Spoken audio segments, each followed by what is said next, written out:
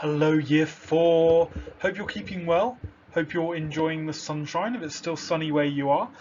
Today, we are continuing in RE looking at this question of conscience. Remember, conscience is the voice in your head which tells you what is right and what is wrong. And last lesson, we looked at Augustine. I wonder if you could tell me what Augustine thought about conscience. Where did conscience come from? So he thought conscience was the voice of God in our heads. He thought that when you ignored your conscience and did bad things, you were ignoring the voice of God. And that's because Augustine was a Christian, and Augustine believed that when in his life he did bad things, he wasn't listening to the conscience. To his conscience, he wasn't listening to the voice of God. Today, we are going to look at someone who disagrees with Augustine. So all throughout history, this study of right and wrong, this what's called ethics, you've got people who agree, and then people who disagree, and people who disagree with them, and people who disagree with them. And so, like I say, we're dipping our toe into this flow of ideas, into this 1,000-year-old, 2,000-year-old argument about how we behave, where we get our ideas of right and wrong. So here's another painting. If you remember, we did a bit of artistic detective work with Augustine, and we're doing the same with Aquinas. So Aquinas is a Christian theologian. That's a word we'll come back to later on in school, but a theologian is someone who studies God. And so Augustine was a theologian as well, but it's a lovely word, isn't it? It just sounds lovely. Theologian. So Augustine was Aquinas was another Christian theologian. What can we tell about him from his painting? Okay, take a look, see if you can work out anything. See if there are any similarities between the painting of Aquinas. It's really important not to get these mixed up, and I keep doing it. So see if you can see any similarities between the painting of Augustine that we looked at last lesson and this painting of Aquinas. Okay, so let's see if you spotted any of these. Again, there's a light in the sky, and Aquinas is looking up at it, and the light represents God. So that's how we know that he's not just a Christian, but a theologian as well, someone who thought about God. Looking up at God whilst writing. So many Christians believe that Aquinas and Augustine were both inspired by God. They both wrote in a way that was inspired by God. He has a book open and a quill, just like Augustine did, showing us that he is a writer.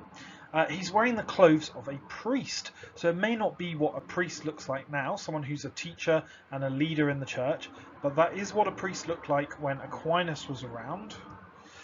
And just about above his head, I don't know if you spotted this, but there is a halo. Remember what we said about the halo?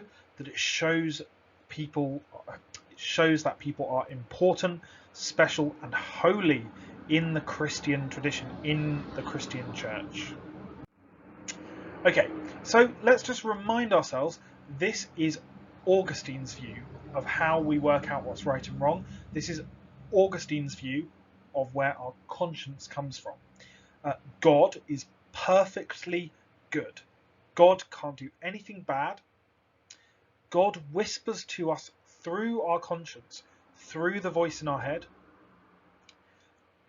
People must listen to the voice of God in their head, and when people follow their conscience, they make the right moral choices.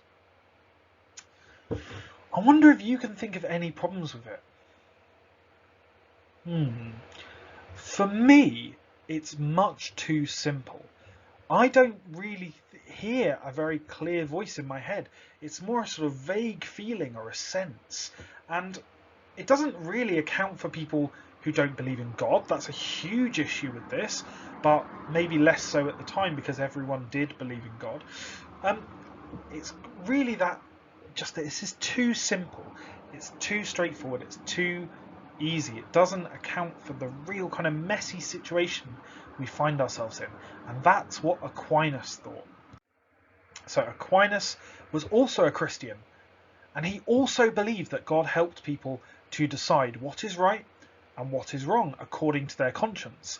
So far, he agrees with Augustine. He does believe that our conscience, our voice in our heads, is God. It's God helping us. But he thought Augustine's theory was too simple and didn't always work in practice.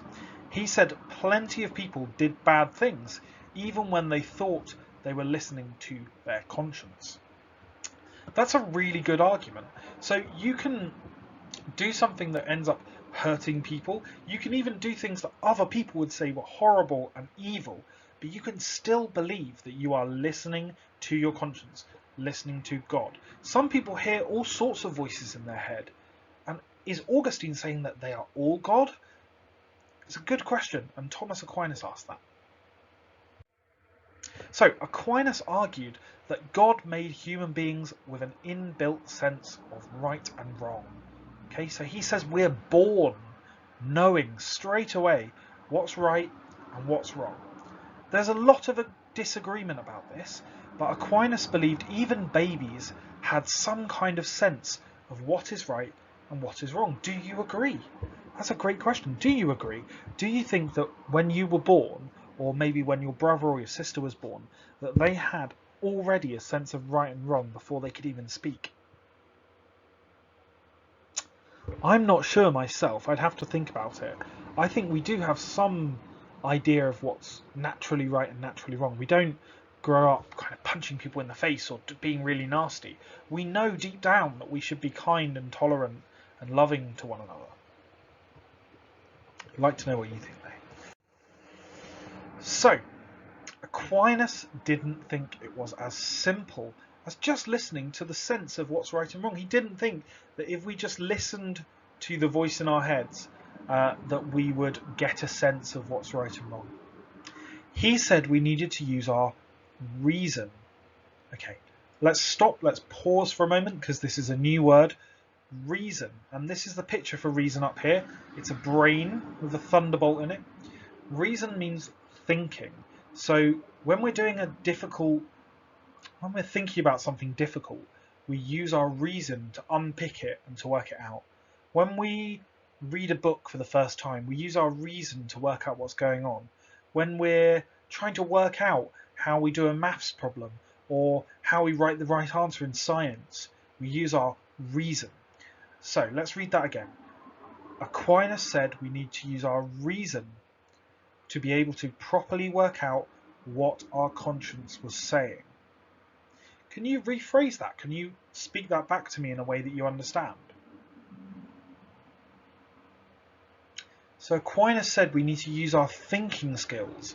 Aquinas said we need to use our brains to be able to work out what our conscience is saying. He thought it was really important to practice and sharpen your reason by learning about the world around us, and, because he was a Christian, by listening to the Bible or reading the Bible.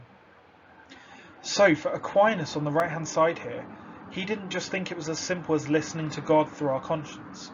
He thought we had to use reason and think about our moral decisions. He thought we had to read the Bible and get ideas and help from the Bible. And he also thought we had to listen to our conscience. So thinking, Bible, and conscience. And by combining all three, we might get close to being able to make the right moral decisions. How does that disagree with Augustine then? Well, Augustine said it's just this last one. It's just listening to our conscience that we have to do. We don't have to use reason, and although we should read the Bible, it's not really necessary for us in order to know what's right and wrong. It's all about listening to our conscience. Whereas Aquinas said we have to think, we have to read, and we have to listen. So here's an explanation of that.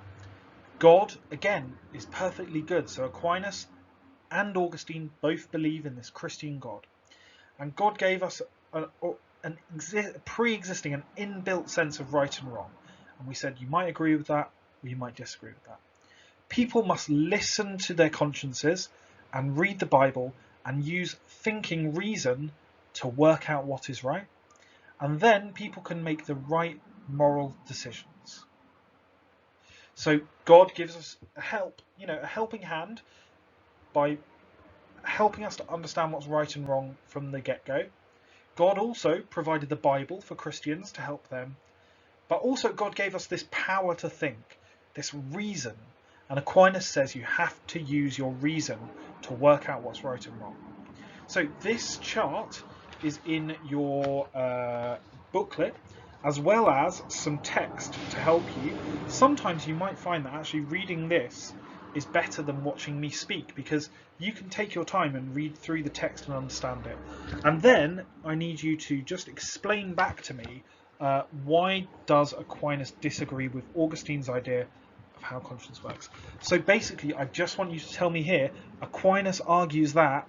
What is Aquinas' argument? It's what we've been talking about for the last 5 minutes. What is Aquinas' view on conscience?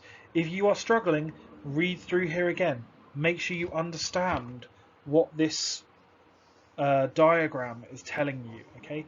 Because, and I've said this last lesson, I'll say it again, there aren't many year 4s in the country who are learning about this. I have such faith that you are so clever and so on the ball that you can understand these two thinkers and take this out, and it will help you to develop your own sense of right and wrong. But it's fairly challenging. So do email me any questions that you have. Okay, and obviously it's the same with Augustine. There are ways that you can go wrong as well. So yes, we have an inbuilt sense of right and wrong, but if people don't read their Bible, for Christians, and if people don't use their brains to work out what's right and wrong, they can't properly hear what God wants. They can't properly follow the rules, so people make the wrong moral choices. And what's that 3-letter word for when people make the wrong moral choices for Christians? What's it called? It's called sin, S-I-N. Okay, so by now you should be able to explain Aquinas and Augustine's views on conscience using those two diagrams. And you should be able to tell the difference. And I've said here, that's pretty amazing for year 4s. There aren't many students your age who can do that. So you should feel very proud of yourselves. I really mean that. Okay, so that takes us back to our overriding question for this half term. The birthday cake. How would Aquinas say we should solve this moral problem? He would argue that we should use our reason and be informed by what's written in the Bible and listen to our conscience. The Bible would say you should share that birthday cake, but we also need to listen to our conscience. Is our conscience telling us to share it or to eat it all ourselves? And we need to use our thinking skills, our reason. Do we know that people want this cake? Are we sure that people are going to enjoy it? Using our reason. And that's the last task for today in the booklet, is just to explain how Aquinas would get us to eat the cake. What will we do with the cake? Gosh, all this talk about cake is making me really want some birthday cake, and I don't have any. I might have to go to the shop and get some. Wow. Okay, so that's 3 lessons that we've done this half term, and all of them were challenging, but hopefully you're following along and hopefully you are understanding. Again, if you are struggling a little bit, make sure you're reading what's written in the booklet to help you, and you can always rewind and go back through these videos if you need to. I hope you have a wonderful weekend. I will see you next week. What are we doing next week? Next week we are... Ooh, I ripped my booklet. Oh dear. Next week... right. Well, that's interesting. So, Aquinas says we need to look at the Bible for help. But what does the Bible actually say? That's what we're going to do next week. So, what does the Bible say about making moral decisions? Then, when we get to lesson 5, we're going to look at how people who aren't Christians make moral decisions. So how do people who don't believe in God do it? Because so far we've just concentrated on Christians. And the last lesson, we're going to look at a famous philosopher called Jeremy Bentham, and we're going to see he didn't what did he believe in God, but his theory doesn't include God so much. So we're going to look at his view. Well done, year 4. Have a wonderful weekend, and I will see you later. Bye bye.